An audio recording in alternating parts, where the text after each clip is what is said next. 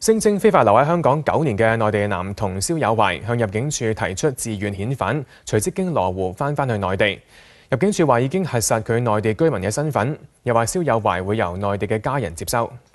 協助肖友懷嘅立法會議員陳婉嫻就話尊重佢哋嘅決定。咁佢哋有個咁嘅情況，咁我覺得我尊重翻婆婆嘅所有決定。對於肖友懷具體嘅情況，包括戶籍係咪有親人，陳婉嫻都冇回答。好嘛 ，OK。而家幫唔到佢哋係咪有責任？關我事咩？唔關我事㗎。肖友懷上個月向入境處自首，希望酌情處理佢嘅個案。佢嘅婆婆宣稱佢遭到內地嘅父母遺棄，3歲嘅時候利用他人嘅身份申請雙程證嚟香港，之後一直非法留港。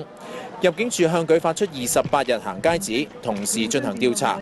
佢嘅外婆涉嫌教唆他人違反逗留條件被捕，獲准保釋。